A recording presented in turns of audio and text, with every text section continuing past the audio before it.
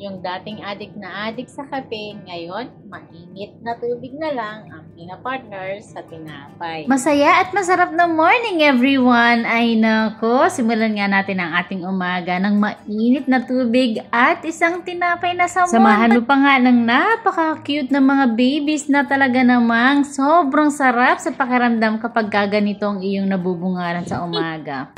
Tapang na batang ito ah. Tingnan nyo naman itong si Bia at talaga naman pagkahamon-hamon ng kanyang kuya. Kala mo pagkalaki-laki niya. Pa talaga naghahamon sa kanyang kuya?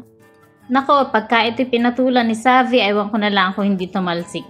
Buti na nga lamang at marunong makipaglaro si Savi sa kanyang mga kapatid.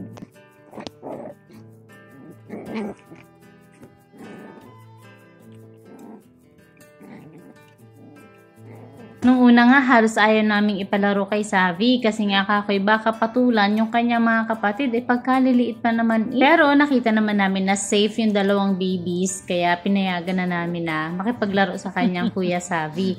Ay kung minsan nga ay siya pa ang nasasaktan at kinakagat ng walang humpay itong si Savi ni Bia, lalo na si Bia, talaga namang pagkaharot-harot. Aba, parang walang kapaguran talaga, ay suko na ang kanyang kuya, ayaw pang tumigil. Bia, stop na daw, sabi ni kuya. O kita nyo, parang wala talagang naririnig. Sobra talagang taas ng energy ng batang ito. Ay, yung tigilan si Savi, oh. Samantalang si Abi, ayan, tulog na, oh. Pero siya, grabe, aktibo pa. Oo.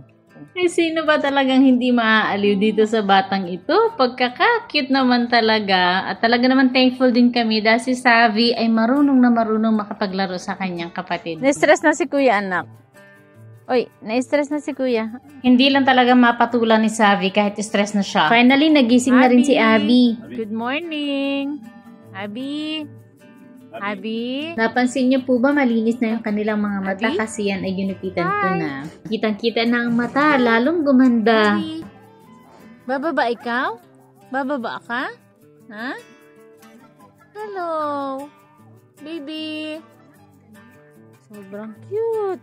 Tapos na ang day off, kaya naman kinabukasan. Everyone, pasok na tayo. Kagabi iniwan ko yung helmet ko sa labas, doon sa aking bike. Ayun guys, iniwan ko kagabi dito sa bike ko yung aking helmet at vest. Titingnan natin kung nandito pa. Intact pa siya. Ganyan ka-safe dito sa Abu Dhabi.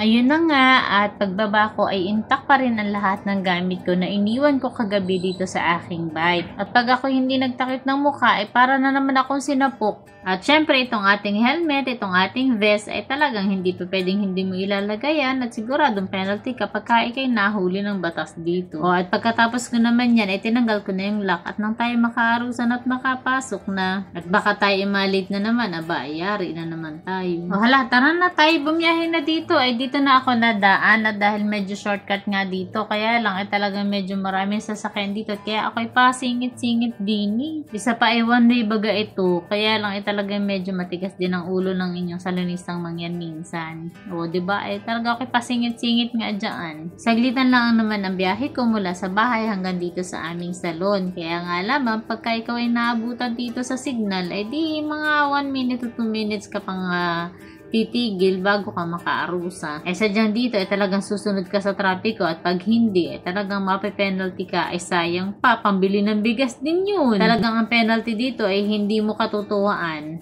Kaya kung ayaw mo magbayad, ay nako, sumunod ka na lamang sa batas, nakagawa ka pa ng mabuti, o diba, di kayo masunuring citizen ka. At gaya ng dati, ay iiwanan ko lang ulit dito itong aking payong, itong aking helmet, itong aking vest. So, bakit ako nagdala ng payong?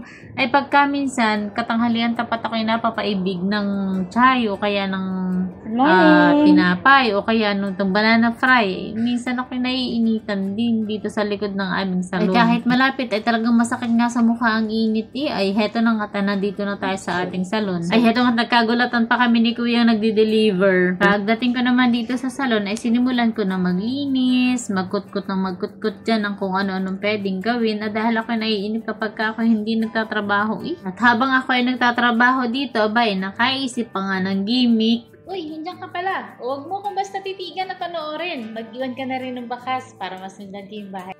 O pagkatapos ka na magbilog-bilog ng mga bulak doon, ay dito naman ako sa kusina at nag-asikaso ako nitong mga nail file. Sinalasan ko na nga lang dito sa drawer itong ating mga nail file at nang hindi naman nagkalat-kalat. May nakita din ako dito mga gloves, kaya lang itong mga gloves na ito hindi naman pwede sa pangkulay. Ito'y pangkain lamang, kaya itinabi ko na lang ulit. Baka magamit din namin ito sa mga susunod na araw.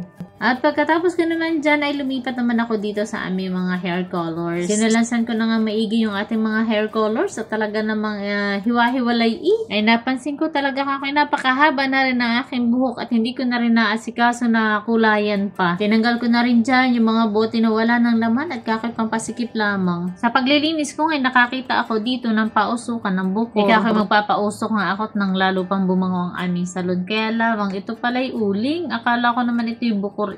Yung nasa garapon naman, akala ko ay bukor din, ay hindi rin at uli nga din laang. Walang bango Kakahayain na ibabalik ko na lang din sa ating lagayan ulit at pagka minsan ay makabili ng bukor at nang tayo ay makapagpausok dito sa aming salon. Kaya ayun, itinabi ko na nga laang. Ay siya, napahaba na ating kwentuhan. Tayo bukas na ulit magkwentuhan at ako'y magsasaing pa. Salamat ng marami. Hanggang sa muli. Don't forget to like and share. Thank you and God bless us all.